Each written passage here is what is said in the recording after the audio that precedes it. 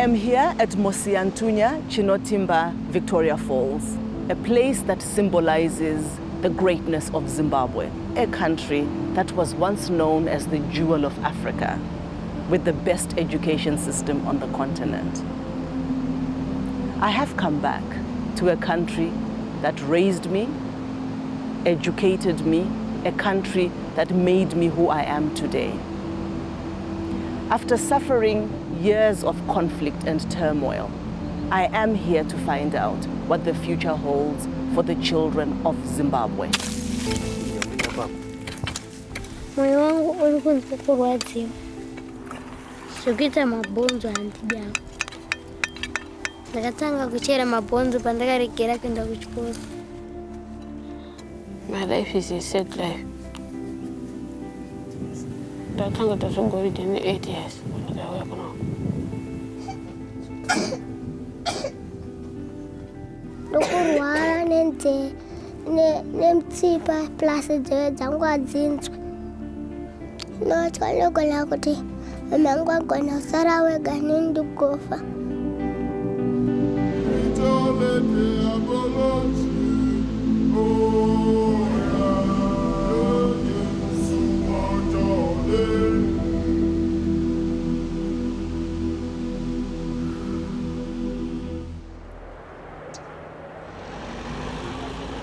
My name is Xoliswa Sithole. I am a South African. But to escape apartheid and give me a proper education, my mother brought me to Zimbabwe as a child. 30 years on, the ruling party, ZANU-PF, has given me permission to make a film about my childhood. But now I am back here. I can't ignore the terrible suffering of the present generation of Zimbabwe's children. So I am using my permit to make this film as well. If the authorities find out what we are really doing, then we will be arrested and at best deported. But I can no longer stand by in silence and watch the destruction of the nation that created me.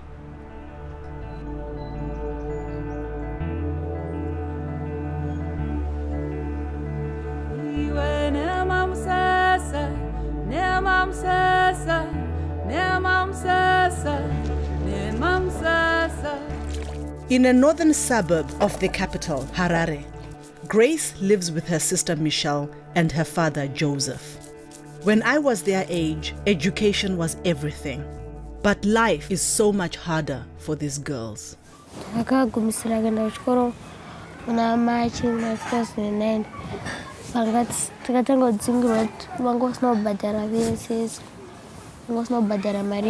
School fees. Wese asina ubhadhara anje nonotora mari kana usina haudzoke kunoko unzoka kana une mari yacho. School fees yedu inoita if $10 per term. Mari inobhadharwa nababa $30. Vakati kana ndaona mari ndichakubhadhara. With 95% unemployment in this area and the economy in shreds, the only way for the family to earn enough to eat, let alone pay school fees, is for the girls to help their father scour rubbish tips for bottles. 10. 1, 2, 3, 4, 5, 6, 7, 8, 9, 10, 11, 12, 13, 14, 15, 16, 17, 18, 19. From these bottles is a dollar. On these ones, when they are 30, we get $1. And on these ones, when they are 10 of them, we get $1. How long does it take you to collect them? Maybe 3 days. Joseph has been looking after the girls on his own since their mother left. She went to Malawi 4 years ago.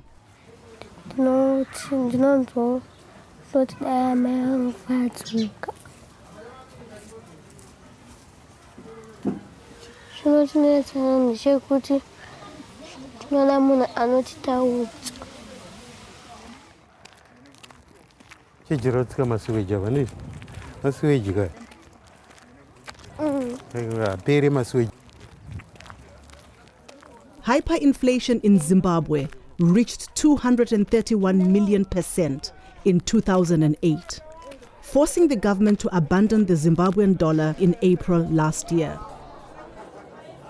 Most people now use the US dollar, but there are hardly any coins in circulation and few single dollar bills, making it very hard to buy and sell. Mangana. It's 30 for $1.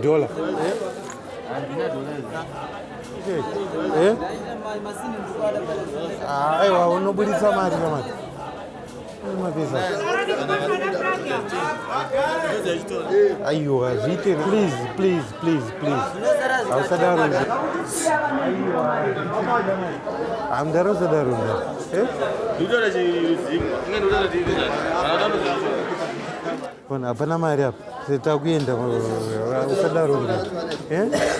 Let's go. With such a shortage of dollars, people also use South African rands. Grace and her family will be able to eat tonight because they found someone with rands willing to buy their containers. 1, 2, 3, 4, 5, 6, 7, 8, 9, 19, 18, 19, 20. 24, 5 rand.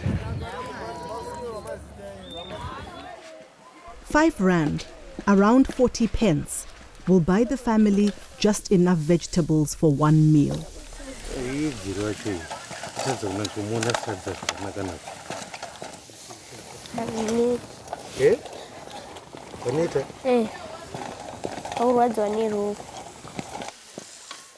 Just a few years ago, Joseph was a successful exporter of wire and bead figures.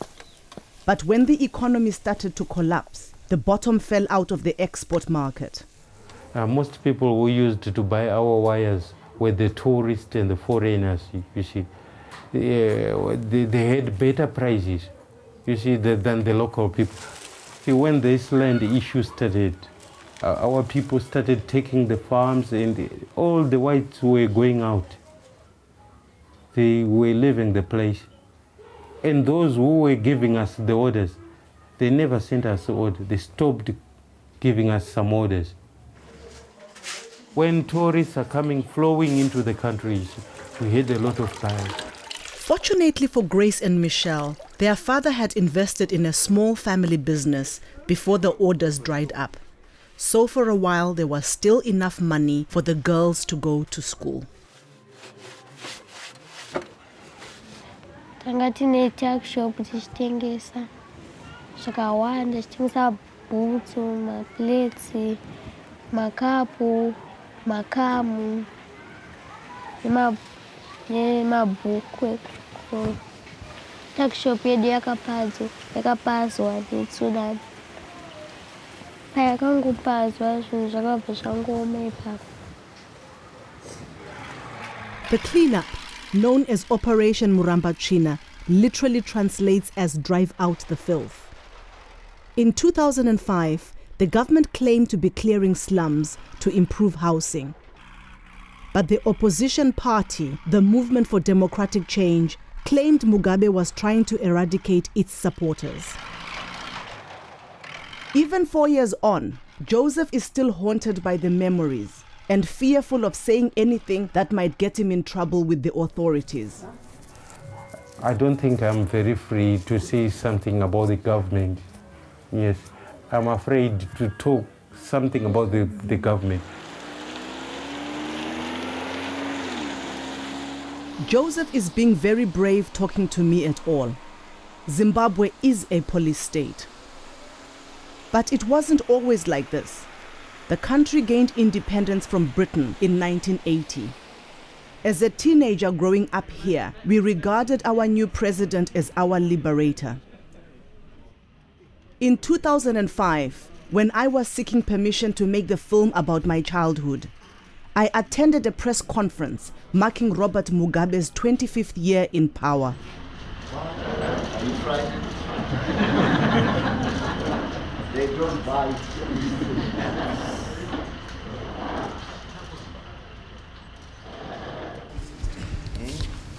That is a story.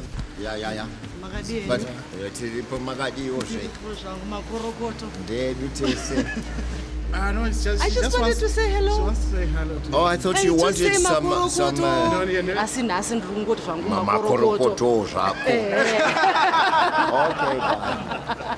Thanks a lot. Ndakafundiswa nezano ndakakura kunoku ndakaenda kuchikoro kunoku ndakaenda kuchikoro naye kuuniversity. Ndakaenda kuedza kurusunzwe nguva yehondo ndikaenda kuchitsere kumbare kwesoko.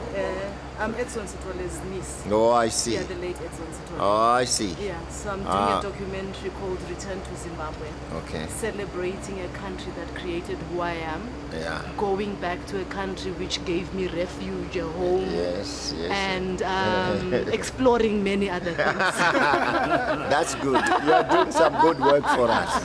Okay. And I would love to still talk with you. Sure. Why not? Okay. I didn't know. No, all the best. Thanks a lot. No, all the best. Thanks a lot. We are very happy. Thank you very much, sir. Less than 2 months later, Operation Drive Out the Filth began.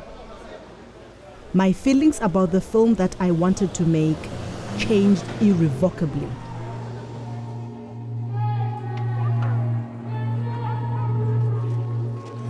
The UN estimates that the homes of at least 700,000 Zimbabweans were destroyed, and up to half of the victims were children. With nowhere to go, squatter camps soon started to appear on the outskirts of the cities. With no running water, electricity, or sewage, life here is hard.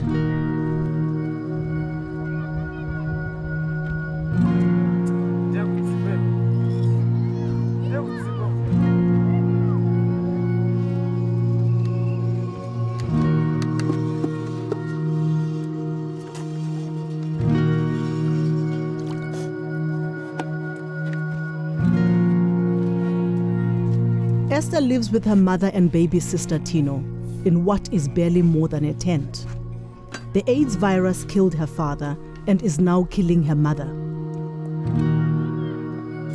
Esther is also HIV positive, but with her mother's health failing, Esther is now the main carer in the family. Esther, anturi kuzvati mwana haasi kudya. Oisa kapoto kadiki diki. Ombikira porridge. Toita kumumwisa kuti atombowane simba nekuti akasadya hawane simba.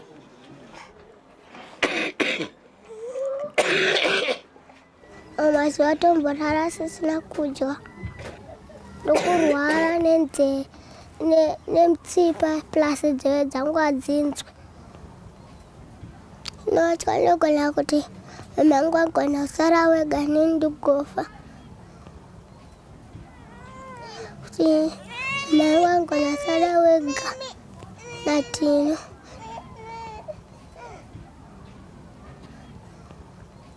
Nondineta chengeta mwana. Akusenda kamoka ndombisa napkweni. Ndopeta magumbo ese ndontsvaira ndokoroba. Ndozotsvaira yadi ndosika maplate ndozowacha zvinhu zvemwana. Kana mama uziitira tsvina ndonenge waitira magumbo ese ndogadzira sanhasi. Mama ndoapukuta pamhiri pano ndoapukuta mumakumbo. Zinorasa bhaketi rinenge rine tsvina. Tsvina inondinhuhwira. 1 in 7 adults in Zimbabwe has HIV. Life expectancy here has dropped by more than 20 years since I was a girl. It's now one of the lowest in the world. Shakaoma mwana mudiki akadai kuita basa rakaoma. Harisi basa rinoitwa nemwana mudiki akaita sewe mwana wangu. Sichanaka hazvo, Mwari dai andikomborera ndapora. Ndakuchengetaiwo sezvamuri kundiita.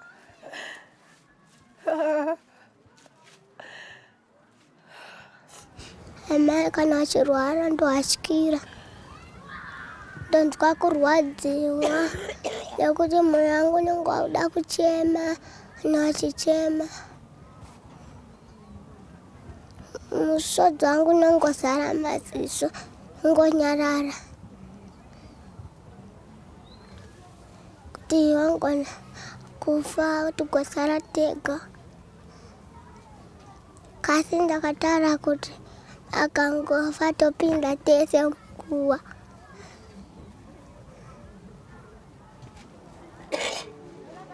The burden of caring sits heavy on Esther's tiny shoulders. So I'm surprised to learn that she has a teenage sister. Yvette is 16, but abandoned the family for a life on the streets.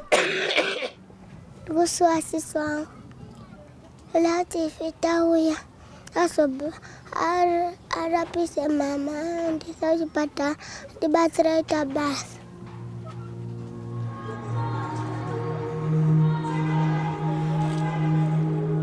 I want to talk to some of the children who live on the streets of Harare, but we have to be very careful filming the city. I have permission only to make a film about my childhood, and we will be in trouble if we are caught doing anything more.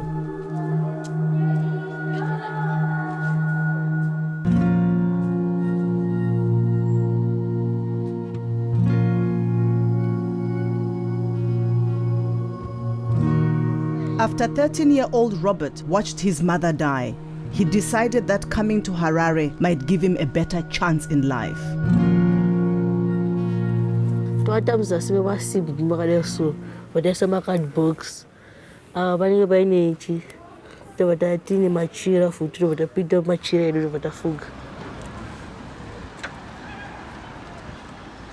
Asina machira vanenge vaine chando vamwe fuga masaga vanenge une chato chakaipa penguti kana ukaona pako pekugara nepekuata uswera uchitsvaga namari ndasingambogoni kukumbira munhu saka zvaitongondiremerawo kuti ndikumbire munhu. Taenda pamarobhotsi okumbira mari topinda totenga chikafu.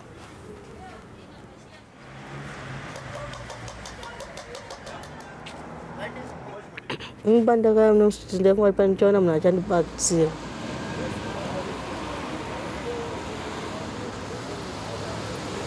Ndinosiyawo nazvo ngokugara nevanhu simogara varungoita. Once a week, Robert goes to a storm drain near the railway station to wash his clothes with some of the other street children. Mapurisa ndimwe vamwe mubatwa muborohwa ndikaona vari kure ndobva ndangowatiza pamwe dzimwe nguva tomboteitakageza dzimwe nguva mombosiyiwa vanongokusiyaiwo. I was shocked when another street child, 12-year-old Morgan, alleged that some police use street children as unpaid labor. Vanenge vachingonakidzwa zvavo nyange kukanzi kune kuda kukohwewa kupurazi remapurisa vanongoti tora obva vanotikohwesa patisingadyi tongodya ka1 per day. Mazuva ese unoita wiki tiriko chingodya ka1 per day. Vanoti chibage kana chapera vanoti tichienda vanotibvisa nemota yavo nemarori avo kubva vabva nesiko. Medzengo vanotoendesa kucentral obva vatanga vada kutipa chikafu obva vatanga kutirova nyangwe nepuranga nyangwe nechii vachingotirova.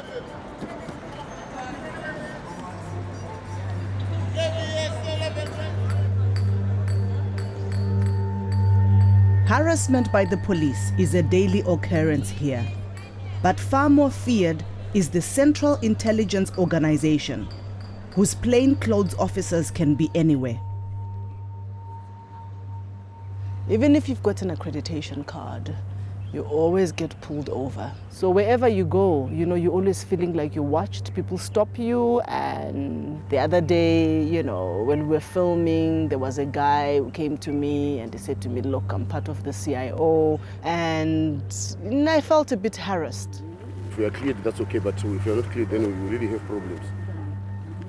I really know our content. To say something bad about Zimbabwe. Sure. It's not good to say real image. They are not satisfied with you just giving them the accreditation card. They want to get into the reasons why, where is the film going to be shown, what are the purposes. Hello? Tell us how are you doing this? Like Okay. what I've said. Yeah. Yeah, because I'm making a film. I have done this for the last 4 years.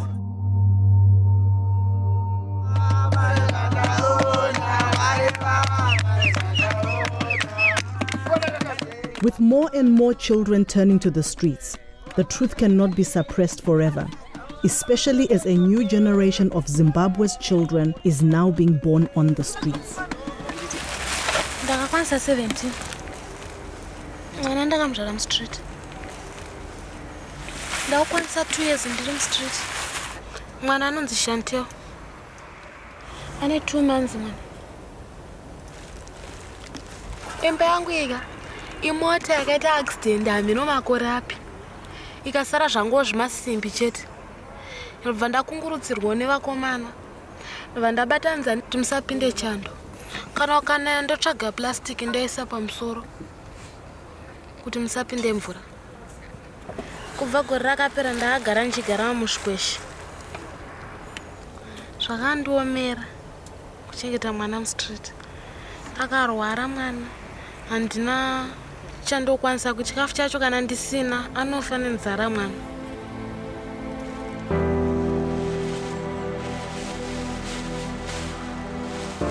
When I was in my 20s, there were hardly any street children in Harare. This country was the pride of Africa.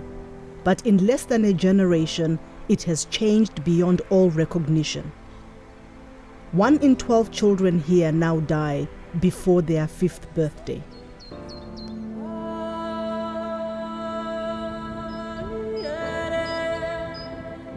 Zimbabwe used to have some of the most productive farms in the world, but they were owned by white farmers whose rights were enshrined in the Lancaster House Agreement, signed in London in 1979.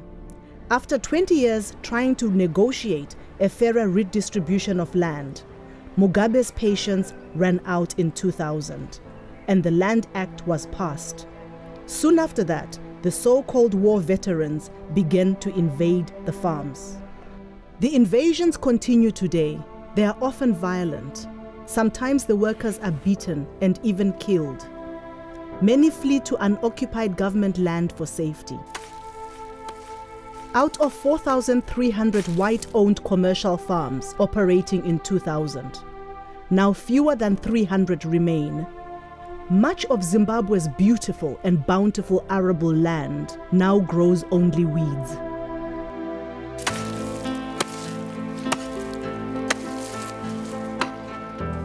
Orbit is an orphan. Like so many children in Zimbabwe, he lost his parents to AIDS. He lives with his grandmother, who used to have a secure job on a white-owned farm. Abereki wangu akafa in 2005.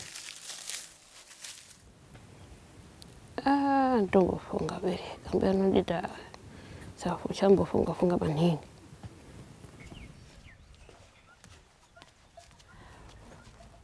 Ndaishanda maplazi uku basa roformani. Weso ndaisa.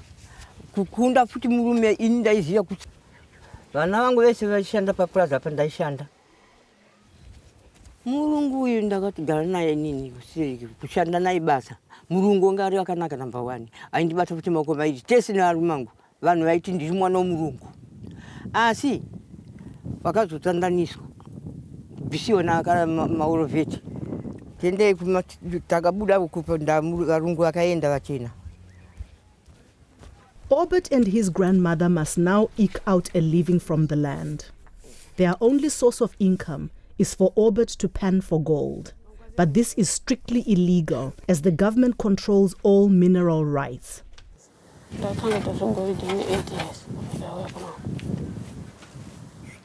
Ndakadzingwa kuchikoro nemari pakuti ndasina mari yekubhadhara school fees.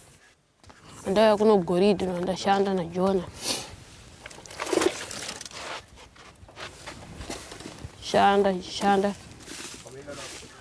Shanda ufonga upera kumba imwe ndatenga ho. Pandakadzingwa ndaenda ndodzingwa ndauya kuno goridhe. Ini mari yechikoro ndakubhadhara. Abuza matesti takunyora. Achatingona mari yechikoro. Goridhe hard work yakaoma. Kaya kuno kudzimangwa 3 days usina mbokwanisa point. Point yacho inenge iri goridhe. Point yacho unopiwa $2.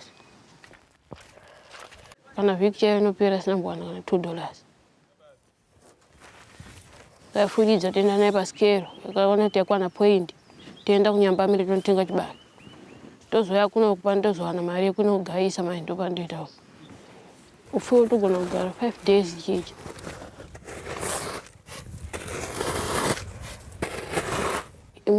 Days akawanda ndowanza kushandirawo. Wazi kumba kune kusinawo.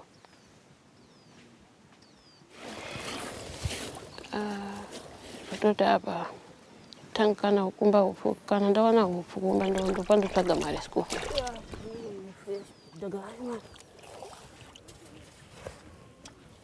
Hapana zvokuti rugare rokuti wabeti ndiye wararamisa inini. Kakati mzee kaenda.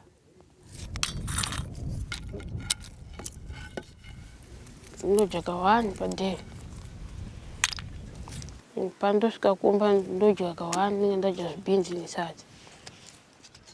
Beans zacho dzine poison zvoda kudirwa zvibiswa zvimoto zvacho nezvimakwati zvacho zvese.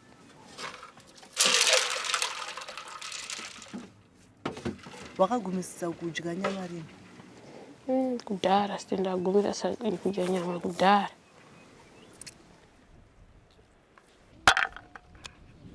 Mazuva ndomborara ndisina kudya. Ndongoti hapana zvokuita chikafu chacho pane pasina. Vamwe vangu unongonzwa kuradzikana vamwe asi kutambura ini ndichitambura.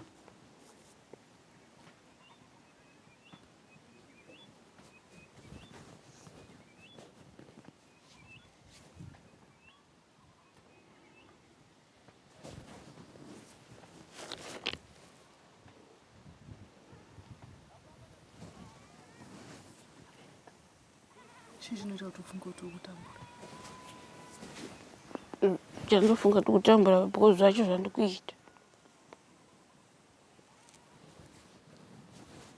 Vamwe vanenge vachitamba ini ndiri kugoridhe.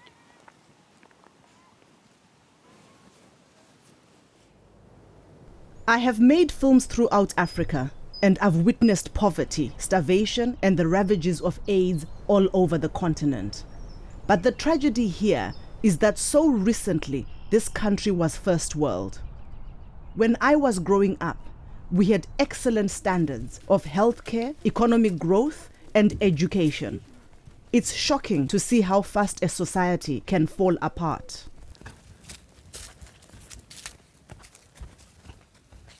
Endereçou. Ore apo. Ore ba. Apo. Kuna shikiko. Ana urimba. Usugona. Ndoko uri. Usumoyo. Ukoyo. Shimoroga dira mwana. Uyo. Nina obedi tani 2 years tishamaliza. Nina obedi na Jona tinerera tesi tongotamburawo sinerera. Apa tenda tsoga rimbo kuti tiyeshire. Tinoenda kumakomo uko. Tikaona urimbo uri mumuti. Tokwira. Totanga kuita sekusha. Urimbo uchidonha pasi. Vamwe vachiita sechinonga. Chidonha pachinonga vanhu. Mumwe ari mumuti achiita achiriga urimbo. Handichokwira mumuti.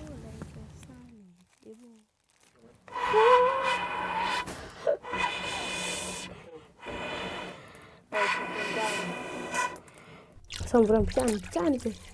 Yakwana chamara usimuriwo kubika. Iyo ndotumbowana kwacha kayo. Obeti. Munhu akanaka anofunga musha. Tumwe tacho tikuda kupwanyika. Jona chamara. Kuita siku.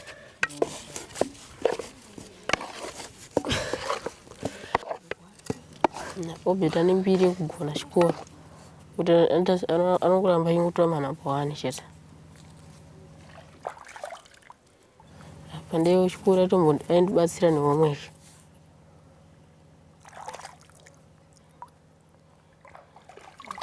Jona naro fast kwa. Ndoshote kumba kanditangira bati ndinda katanga. Uno kwana matemu ngani. Korera yanga yakapisa mudunhu rino Korea. Toto vamwe akatofa neKorea. Ndombofunga kuti ambi vangu akafa hapana zvakuita. Hapana kwandoenda. Manje tinoita sei muriwo nako manje? Titorana nenzara. Apa dautoenda kushiri. Muzvinetsa kumwenda kushiri musingabati.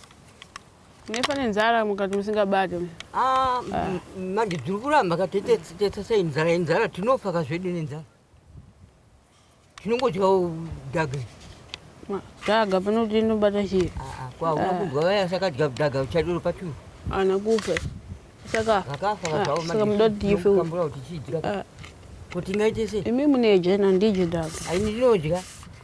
Sasa sidaenda kushiri. Ngabata kamwe chete matidabata shiri. Ni kutobata. Batai zvini basa re.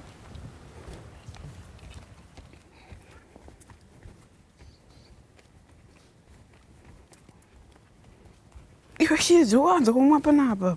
Simbi kuno dzako ese ndikuona kuno. Isusu mutakamboita isu 4 days. Tana kasata kana polisi. Mwana wapembera. Asiana obeti wangu una namushiwa la mara. Uyisira sedoko. Ko?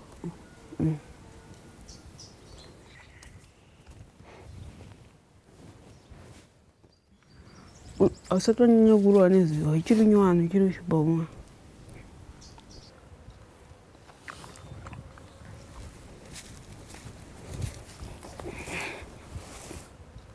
Bata shiri zvirasha. Hino dzinowira. Tobata. Ndauri mbacho nywano ndinobata. Ndeva. Nasguru kana shi. Shiziti. Pamesa hite shuda ndona. Ndikutsika. Katombotsika pasi. Nzira yakadikike kai. Tadzoka. Tataenda.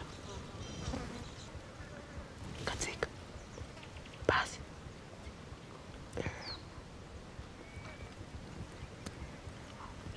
Pane urimbo kai baba. Pane urimbo. Kabatiwa. Kabatiwa.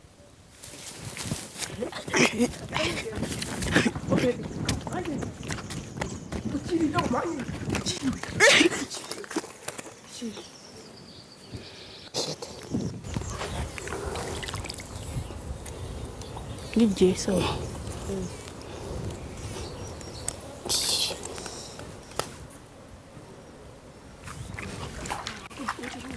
Isha. batwa 2 days ba. Yetu kujamba ni papo kitu. Ndakafizuka inini nenzara kuda kufa nenzara ini ndakadonera hapo ndakakambaira mwari ane simba ndakakambaira ini kuenda kumajuru chigale chansatu ndadya majuru kuenda kambai kutora kabadza kweni ndakagara pasi majuru aya babuda natochufa kuisa mkarumu nditora kuye kuchimsoro kuye ndedumura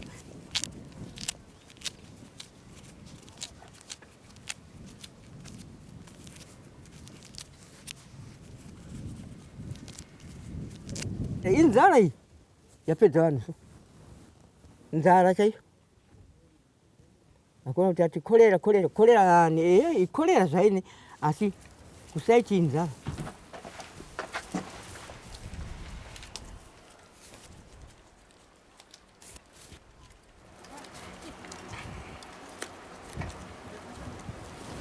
Taneta bade tongota bana zogi tshingirira twanokura.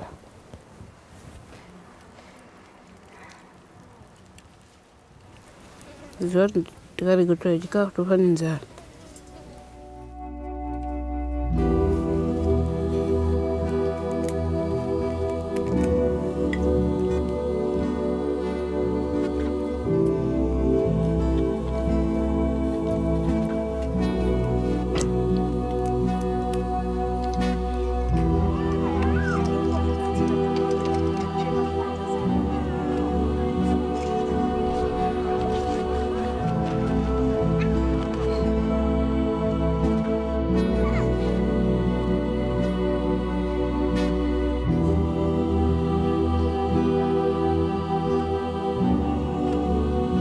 Back at the squatter camp, Esther has taken a turn for the worse. The little food they had the last time we were here has run out. Poor hygiene and virtual starvation means Esther has become very sick. No, I don't think I did.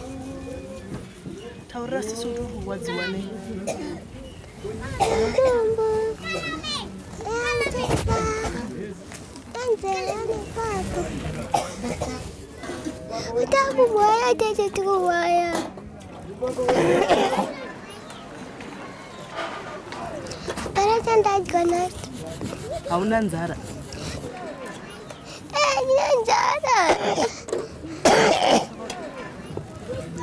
Sauchajike.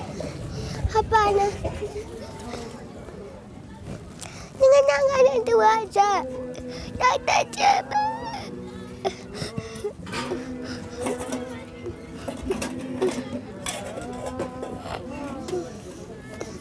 Hanya taula.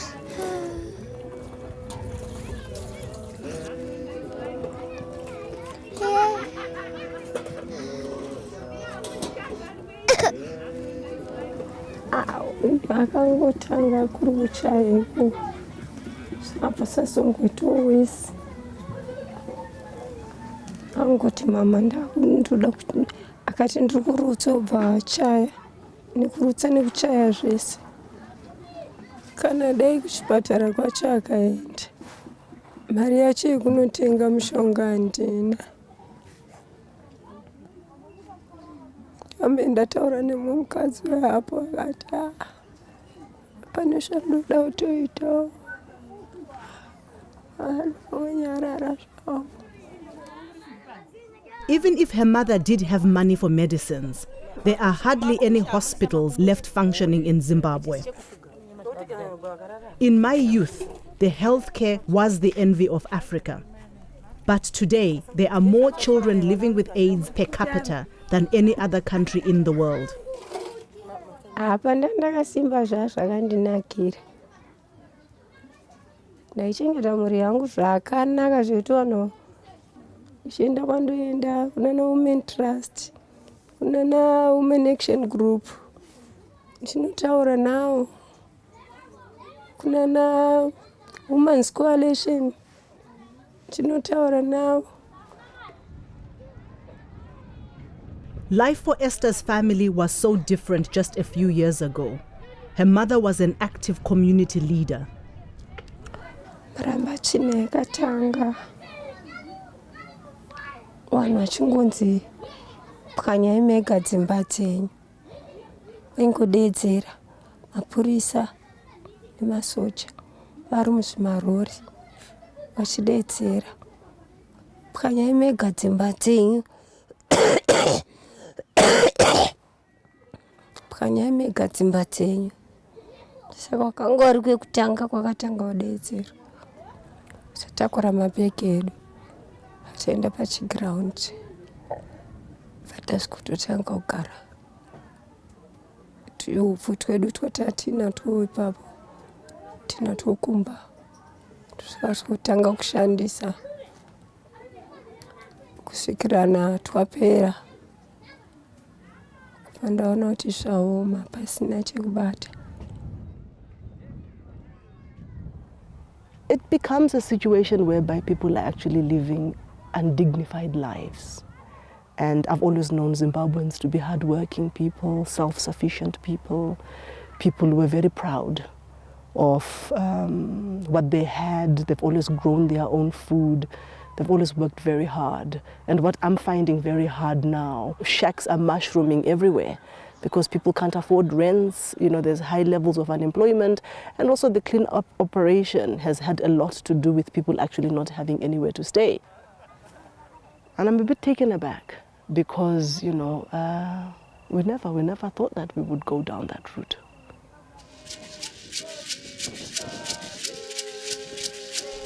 When we were with the street children, I had asked if anyone knew Esther's teenage sister, Yvette.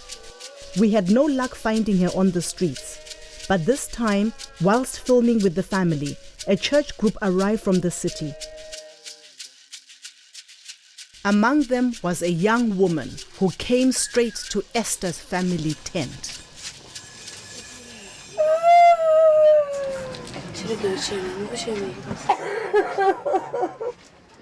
Mama. Mama gani? Saka gore rese usina kuona mai.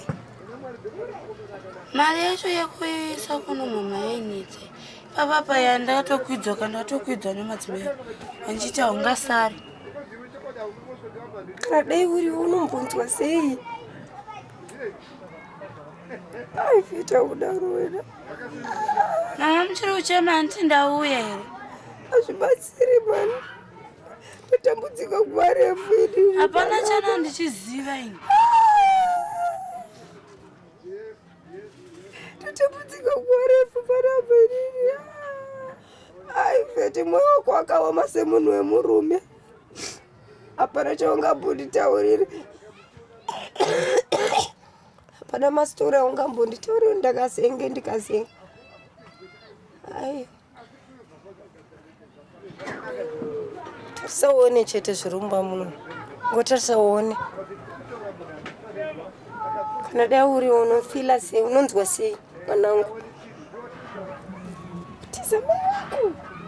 Papa. Unakidzwa nechi street kid. Kutora mwana mupisi matoti akasara matoti izvozvo.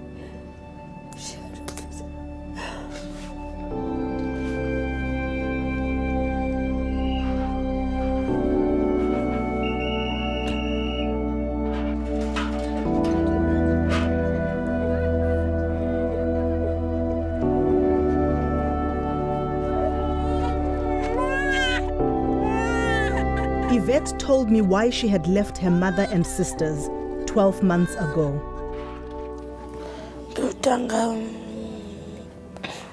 tegara umbari background chigare papo saka vasikana vaendotonda chinokumbira mari mamavhu handiti ndienda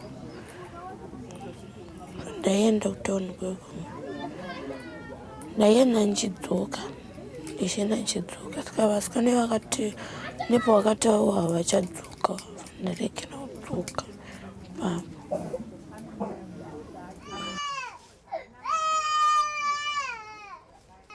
Some of the church women who arrived with Yvette helped to bathe her mother.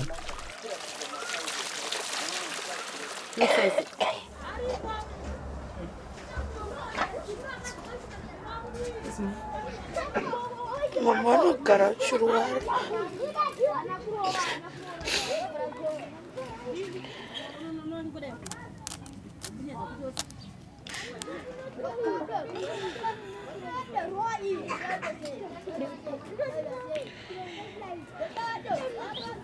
Arwara nguva yakareba.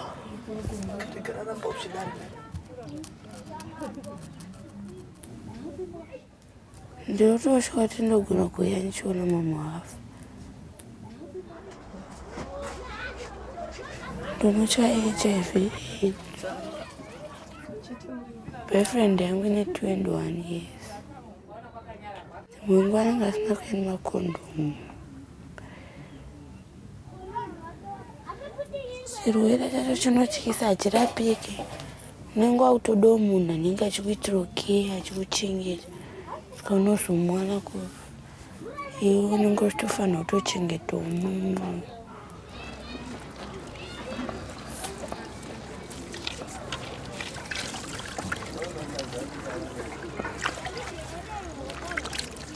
Musida kuita chipata-pata pane imwe nguva but muchisiya munhu shuwa gore rese ndisingagezi vanhu muripo. Achiri kundikwadza ichi. Dzanga dzichitotera nikamwe kakaipe mhuru kachiripo nendini kuti ndachigeza tsvina yanga yakaomerera. Ndaya. Mwana kudya.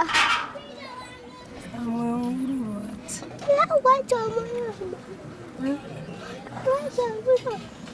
Ndakudza kusvikaita wani. Unotora hembe wani.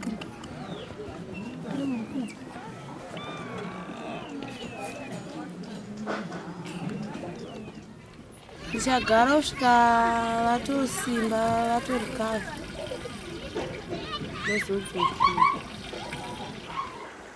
Kana month yese ndakona.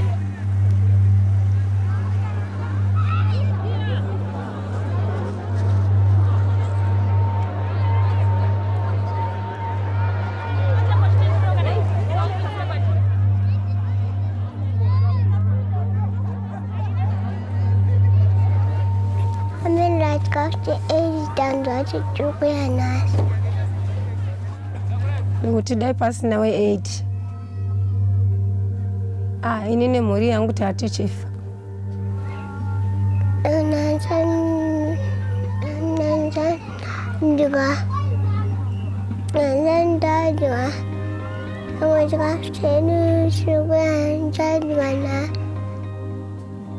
Changu ndinoita kutambirirwa nekuti handigoni kuendawo ikoko nekurwara.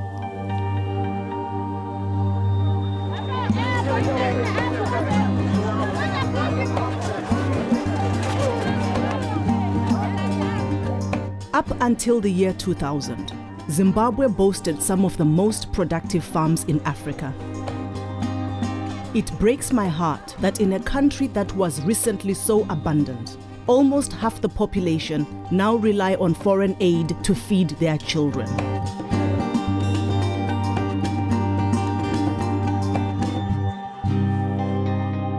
Esther's uncle has come with the family's aid ration, but his arrival doesn't bring the same joy as seeing Yvette. Izvozvi tagara tisikwirirana pana. Vanotomboda kundirova. Pana. Kana ndikatiwo madei kudai. Vanobva vatonditarafu. Tofunga story zhinji makainzwa kubva kuna Esther.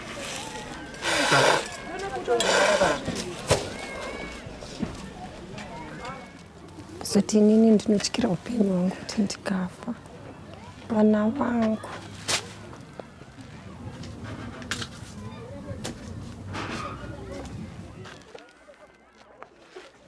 Saka kuti nditarisire kuti vangakwanisa kuchengeta Esther nemwana wangu. Inini kana kuri kunzi pashayikwa home, ndinotora vana vangu. Handizivi kuti chii chichaitika pavana vangu. Pamwe vachangoitawo ma-street kids.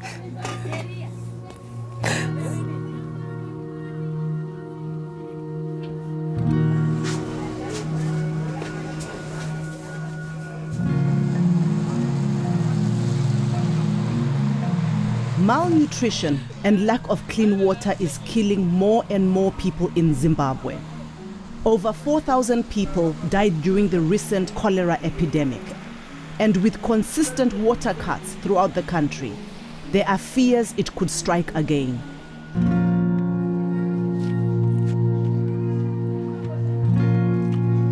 In the suburbs of northern Harare, Joseph knows that the girl's survival depends on staying healthy, as they can't afford to see a doctor, even if they could find one. It's okay. Nozodzoka kana manheru.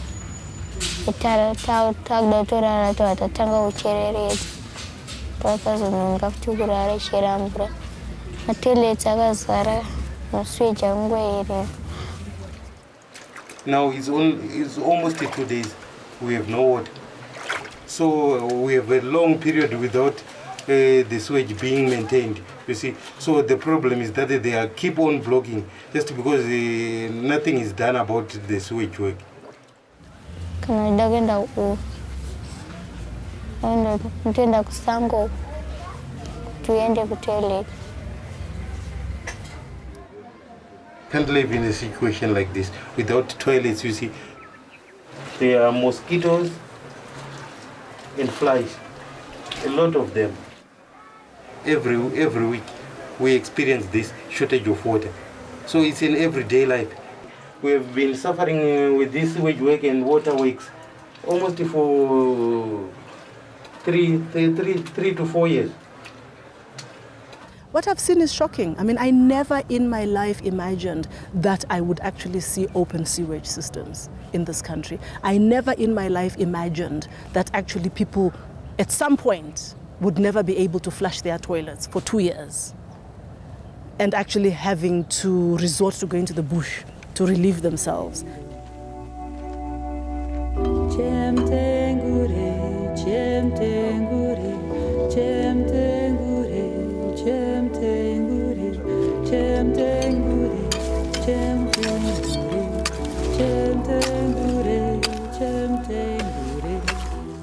As well as selling bottles, Joseph has found a new way to make some money from the rubbish dumps across Harare.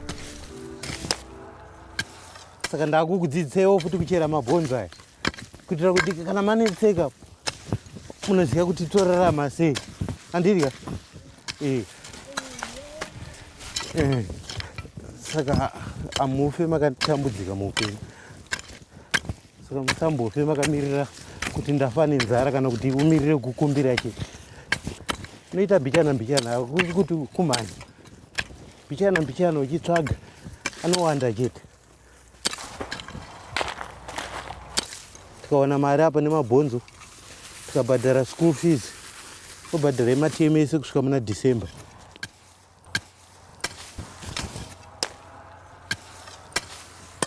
Basa rangu kuita rakaoma. Mabhonzo anoneta kuchera. Moyo wangu uri kunze kurwadziwa. Zvandiri mwana mudiki kudai, ndinochida kuita zvangu zvimwe zvinhu. Zvekuita mabhonzo handidai.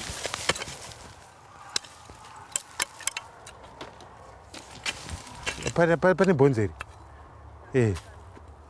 Nambori nhonga rimwe pangachichera. Regera kana chiri zvimwe. Ndikutoita itori child abuse andimona. Ndikuvatsenzesa basa ravasikafanirwa kusenza, saka zvinotondirwadza. Anoiswa mune zvinhu zviri dheti, munenge mune mazisadza, tsvina, zvinhu zvakawanda zvinoraswa zvine tsvina zvinenge zvirimo. Nyangwe tsvina unotomboiwana imomo.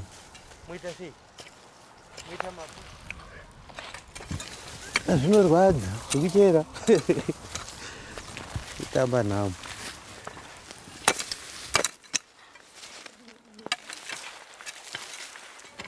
Taneta nikusekwa nevanhu nzira tichisekwa tichikuita sevamarabu bhaya taneta. The demand for bones comes from the sugar refining industry. Bone ash can be used in the bleaching of sugar.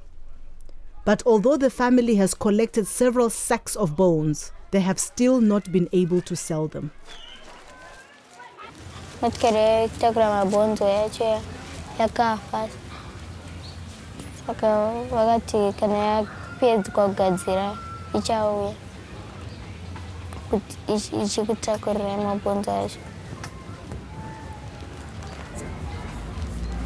Baba wangu alikuti kana ndanotora mari yangu yemabhonzo ndo panchakubhadharira. Ndofunga kuti ndichaenda kuchikoro rimwe zuva kandotoona mari. Ndanoita nekutakura mabhonzo ndochera.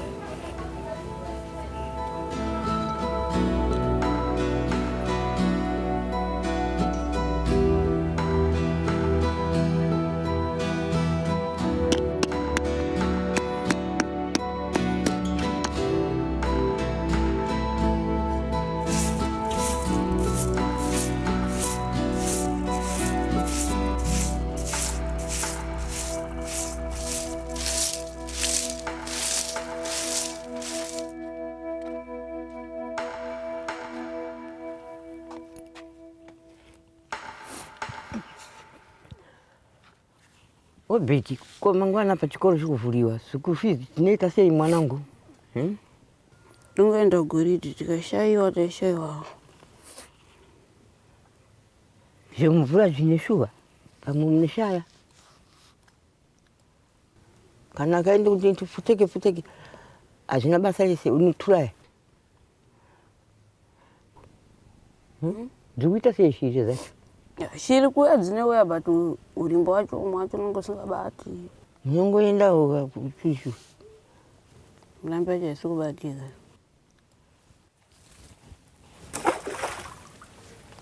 Apana sitibatiri baba. Upesi mari chikuru chiwana ku. Matete kuya kugorida. Nate kugorida.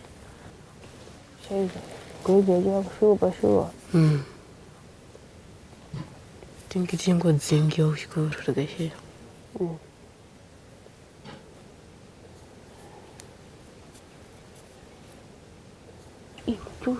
Machura. Nasi ndikona fana kuti tobata kana kudzokera tisina bwana.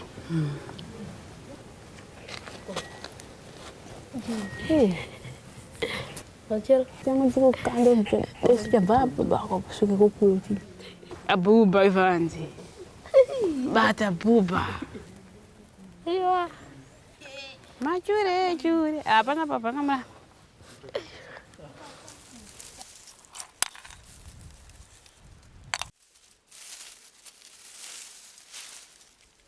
Obete kwandiri tichikurukura netina mbuya.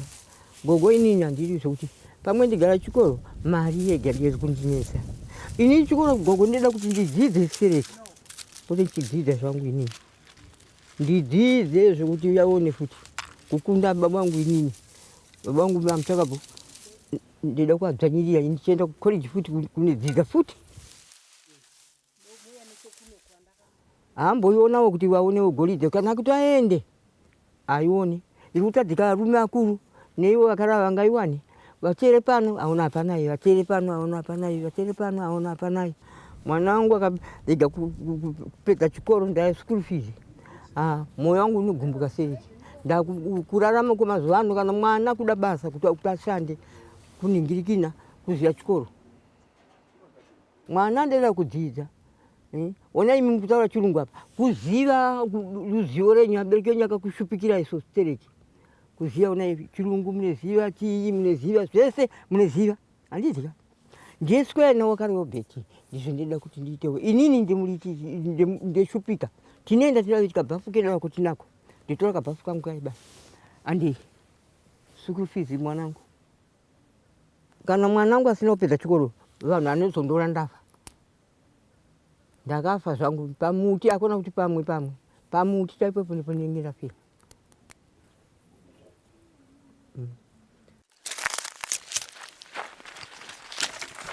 School fees of $2 a term are collected by the school's accountant. Like many in Zimbabwe, he doesn't get paid, so he grows cotton to pay for his own children to go to school. Most of the people staying in this area, they were from the farms. So they came to stay here after the farm was taken for resettlement purposes. So that's why most of the people came and stay here. We have more than 10,000 people who are living around here. Most of the children from the community, they don't have money to pay for school fees.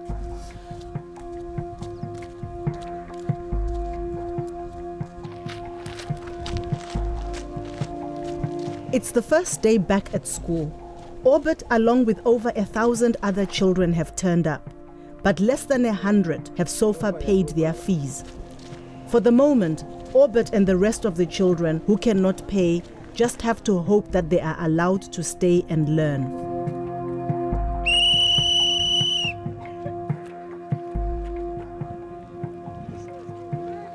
Right, show us our classrooms.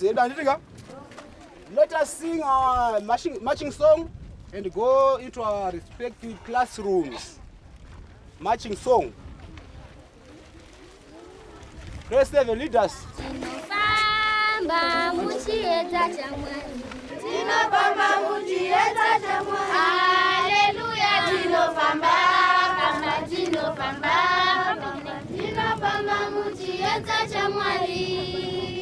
Why is stopping? We are marching in the light of God. We are marching, we are marching. We are marching in the light of God.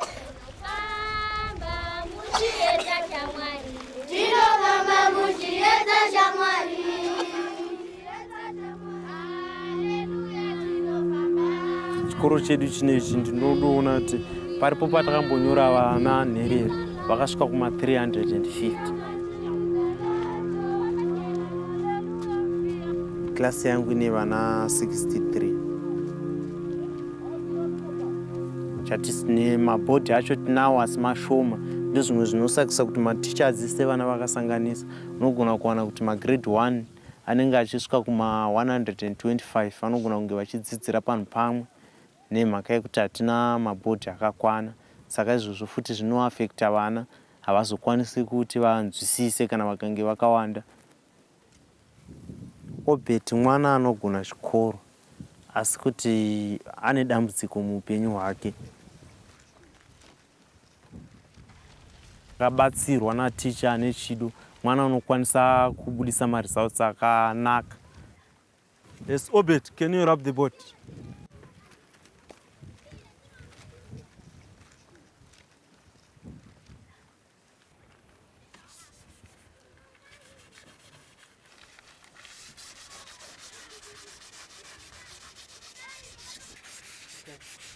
Sit down. Last time we once talked about different religions in the world. Where do the Muslims worship in? Mosque. Correct? Yes, mosque. Where do the Jews worship their God, their holy place? Yes, Obed. They worship in a synagogue. Good. Clap hands for him. They worship their supreme being in a synagogue.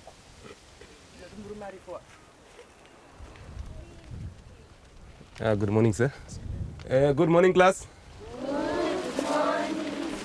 Kune mimesa atina kubhadhira school fees, handit? Tiri kumboenda kumba tichitaurira vabereki here nenyaya ye-school fees. Vari kuti kudii? Vari kutsvaga. Taane mazuva ano tiri kuyeuka tese kuti zvatakawirirana pamusangano nevabereki kuti takapanana time yekuti tinge tichipedzisa kubhadhira mari idzodzo. Saka toita sei? Mochaenda kumba here? Saka mangwana touya nemari idzodzo, handiti? At the end of the first day of term, no one has so far been sent home, but Orbit fears it is only a matter of time.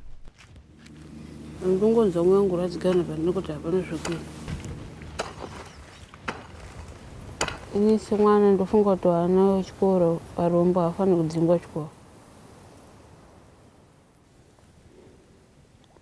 Pakuringira ndofunga kuti upenyu hwangu pamwe harachazondibatsirawo ndozova munhu rinoniwa nowana mari chiwanotengawo mbacha chitengawo chikafu. When I went to school post-independence, Zimbabwe had the best education system in Africa, if not in the world. Mugabe invested in human resources, invested in educating people. Schools were resourced, education was a priority. There was no child who didn't go to school regardless of whether that child was poor or not.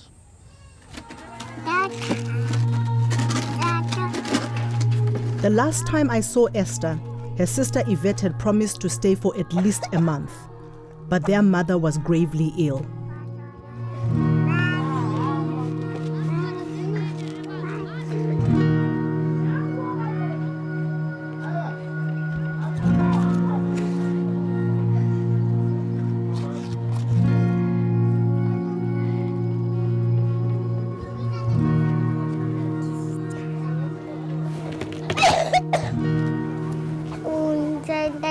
Plate pani dan baku tukar ndauya wanade mama ji haram bakanyarara baka joiska ka dangwe kangot atova ana chungda tinochet saya kata mama. Ini tahu kata mama Natino.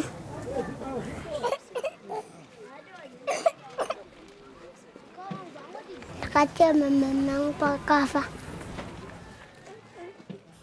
Mama saya akan cari sekolah.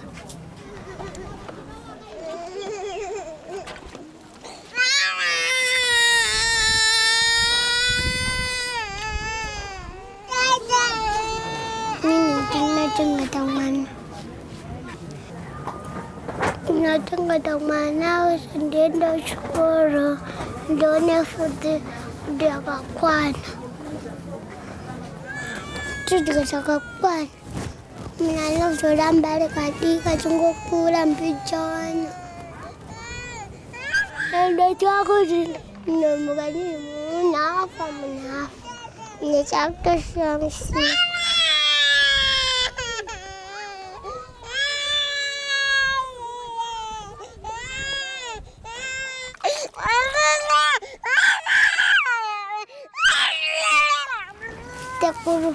Sekolah kunci cenggeta, so asyik ni gak cungga boda, ni gak sudah pahamba. Kita rawan tu, kita kacak rastis.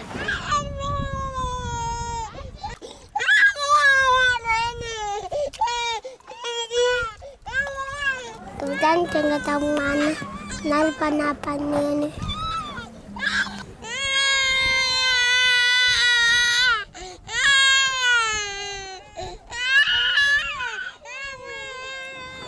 Jadi pakai na agar wajib, kudu angkat jisian tega.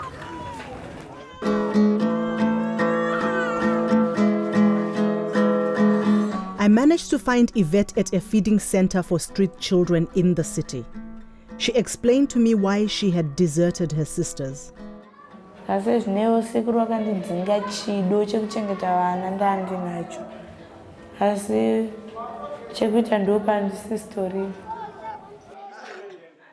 Mama wangu wasi adogara nchivarota dzimwe dzenguva. Pakazoshamba mataiwirirana. Nondirwadza kuti Esther ari kuchengeta Tino. Handina munhu kuvatyira. Tarigara nasekuru vane hutsinye. Hutsinye hwaitawo kwandiri ndo hwavanongoitawo kwanina wangu. Kaivavo manje kuti nditani ndini.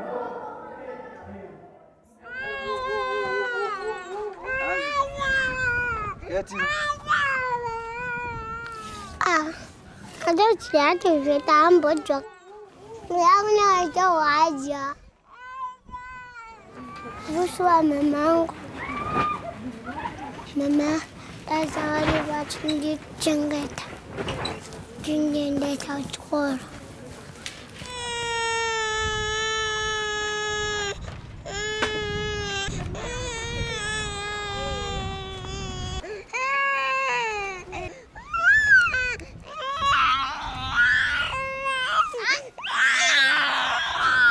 Nandina mwana kana atindineta tunoeda kumnyararija.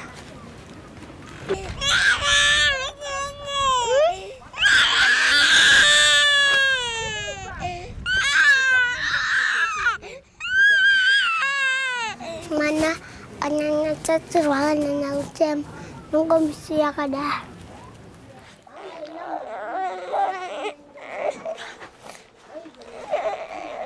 Dia ida.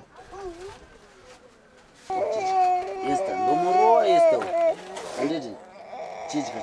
Chijika nani. Njani.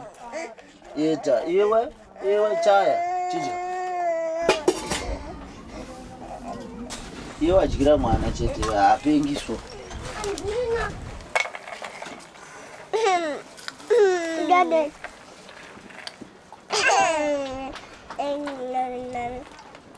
Dade.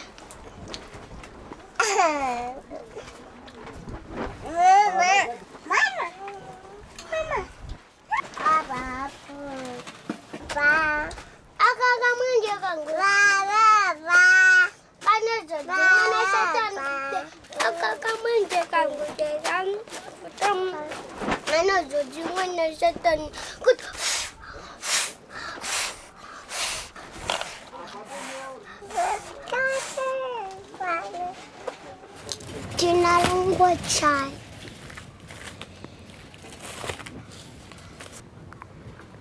Natural fumba. Kuti yetiana karugara. Kuti alarame. Ngona tofa. Adikala maushuba. Nanda kurara. Kurara. Dijifamoka, difunduka.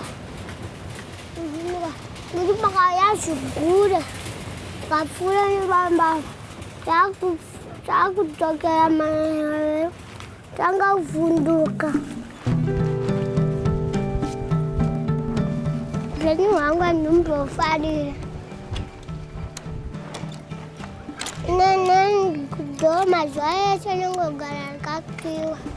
Breku mata sisi nggak sirwa. Kau sudah sama. Harus pepenya angkat numpuk fadi.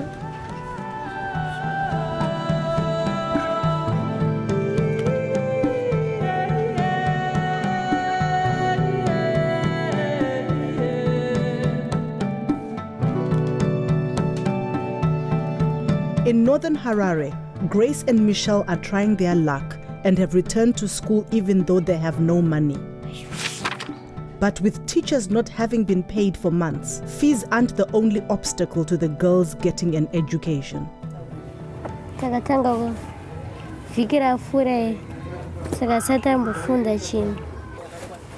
Maticha asikudzidzisana kuti anopiwa mari yacho yawo yakakwana. Patikati ngondo chikoro maticha vaitoti togona kuenda pastrike kana asina kupiwa mari yatiri kuda togona kuenda pastrike. Saka hanzi strike third term yakaoma. Hanzi saka munogona kutodofora mese class yese.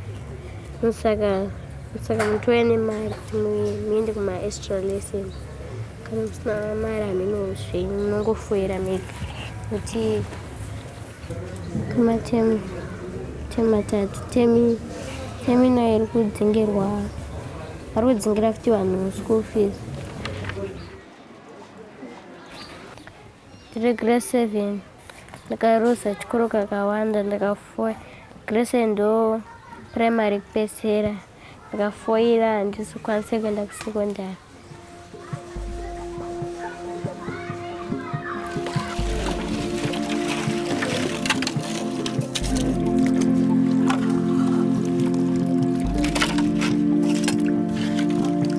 Wachikoro anenge achitidzinga achida kuda mari yeschool fees. Chenyaso ndechekuti dai abereki angu aripo andibhadharira school fees. Ndaisikambouya goridhe dai achingondibhadharira school fees.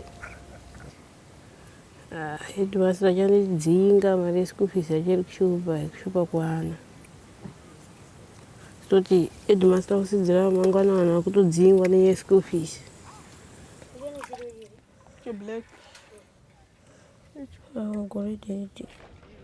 We are here to teach pupils and this. So we need to dwell on my resources. My amenities, because we are talking of my major resources. We're going to stationery yeah, just we have 4 boxes. 4 boxes. So it's not about how many days? Just 2 days. Zvinenge zvatiomei zvino. Munoona kusaya kuita vabereki vari kutarisana nematambudziko akasiyana siyana. Saka zvimwe tinoita tichimbotigadzirisei. Semuenzaniso muri kuziva vana vaiuya panapa Ndai naNometa. Varwara vanga vasingaone mbuya vai. Ndo vaichengeta vana vai.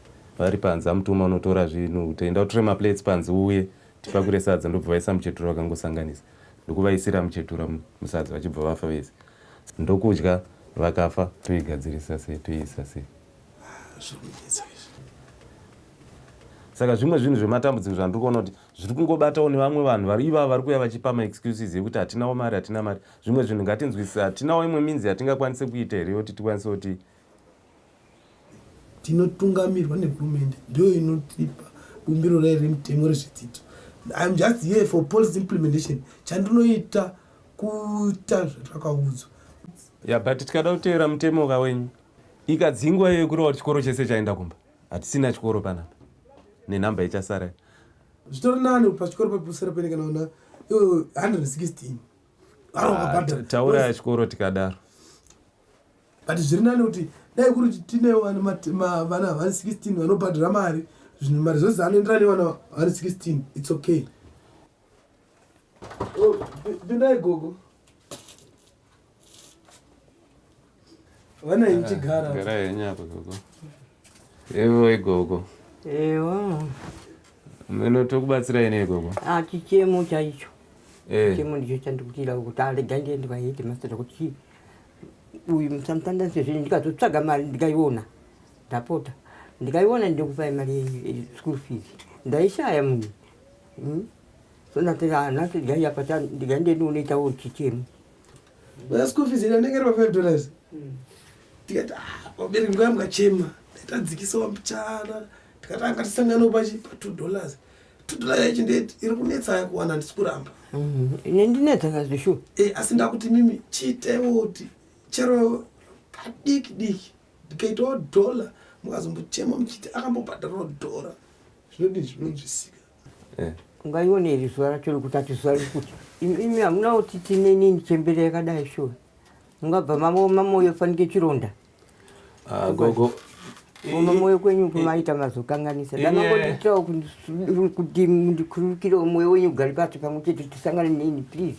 Ndinomira nditengesera pakagaba chaiko mumba hamuna. Zvakaoma ndoyatsoziva. Kachigubhu chaiko hamuna. Ndoita sei? Ndakuti mune kachigubhu beta. Kagumbezi kuti hamuna. Ndoita sei mani? Alright gogo.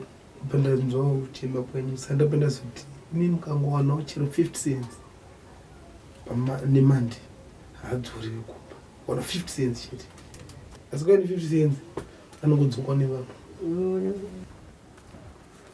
Alright. Sorry, get it. Alright. Open. End of class. Alright.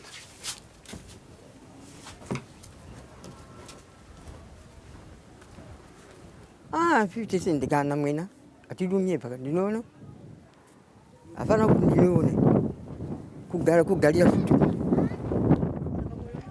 Bana ndikuuliza ndavozile kuti kana ndikata mzungu yangu dzimba nda mari yacho hapana kwandikwanisa kuiwana.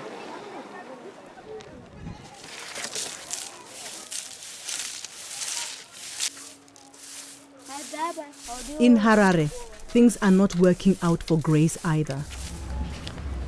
Ndakaenda kuchikoro musemandi ndikadzinga zvikanzi handinga asina kubhadhara basawi.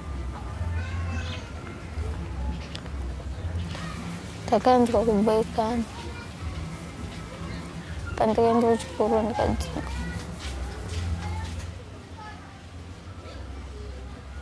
If things don't change, I see my daughters in shambles. I don't think they will have a better life. They will keep on struggling. Excluded from school, Grace has no choice but to return to the rubbish dumps to search for bones and attempt to earn her way back into school.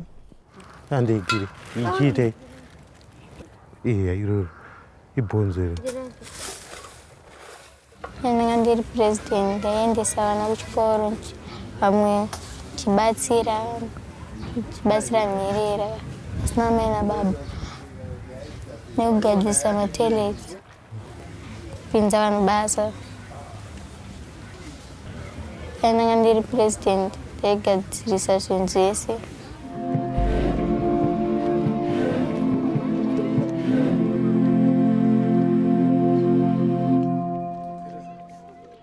At Orbit School, the headmaster has given his accountant a list of all those children who have still not paid their fees. The school is owned by the government, but sometimes it's failing to supply the needs of this school. We don't have money to buy stationery, you know what I mean? So if we let the children stay here, how can the teachers carry on their job? They had no chalks, no books. We have those things from the money they pay as a school fees. Today I've come here to send back the kids to tell their parents to give them money for the school fees. Since the term started, some of the kids paid school fees, but 3/4 of the kids haven't paid the school fees yet. It's not good, but that's how the situation is. There's nothing I can do. I have to send them back home, to go and tell their parents to give them money for the school fees. Ngoti kurangu mangwana ndakagenda chikoro nikura pasina chaunongochiziva.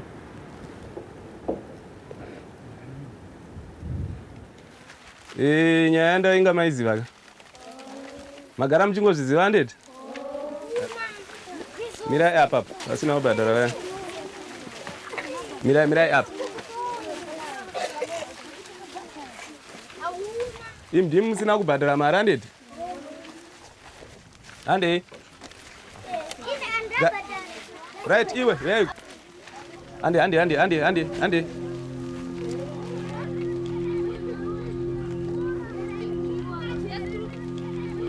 vamuka sei tamuka hedu ndawayambotaurawo nevana simuka mangwanani vana nyaya yangu maiziva ka ndei school fees handeti ka right kana usina kubhadhara buda timire kudzoka dzurira vamwe mukova urugarire padhoo iwe right ndova masara nawo ka mangwanani vana ndamuka hangu hanimondiziva good nyaya yangu munoiziva ndei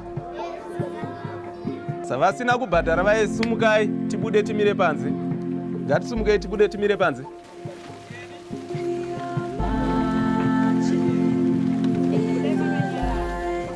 endai munomirira parefu apo ipai mukana vangu ande musamire ande handisida kuona anomira pachikoro apa ande right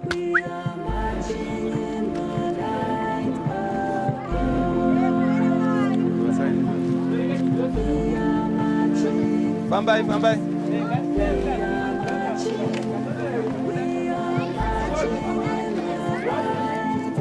Anomoziva nyaya yangu kana ndichinge ndauya kudai. Sevasina kubhadhara school fees, sumukai tiende timire apa. Ngatisumukei tiende apa, tisapedzera vamwe nguva, ngatifambe izvozvo takanyarara hedu. Fambai, hande vanangu. Hande. Right. Hande kumbatontora mari. Hande.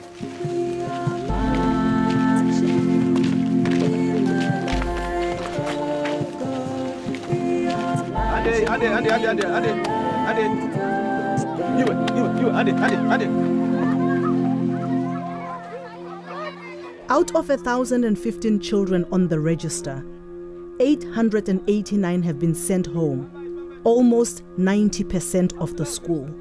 Ande.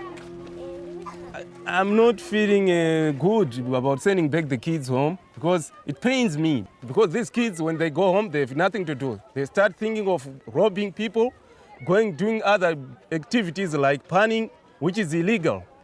So there's no other any things they can do at home. So their future, it's not good. It does pain me when I see what's going on because it's about the loss of opportunity. I had opportunities in this country. I had the ability to dream because I was in an environment which allowed me to dream. I grew up in a country which has given me all of this, what I've become today. So why shouldn't thousands of other children have the same that I have had? When you ask a child what do you want to be, and they have no clue because all they are thinking about is either feeding the grandmother or having to look for $2, even though, he has his dreams, but that child is so traumatized. When kids can't dream, then I think, we can pretty much say goodbye to everything.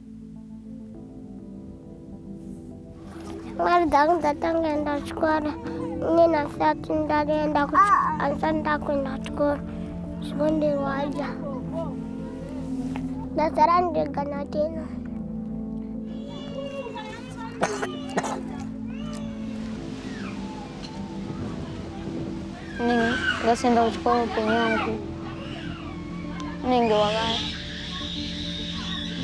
wasina kunaka chino nekuti ndinge sina kuenda kuchikora.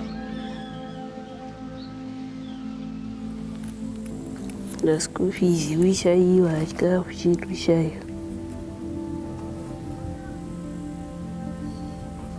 Ndifunga kuti wakaipa mutemo kuti vana vadzingira zvifanira kungodzidza. As a child of Zimbabwe, I despair for the future of the next generation. As an African, I am angered that so many of this continent's leaders continue to watch Zimbabwe's decline without question.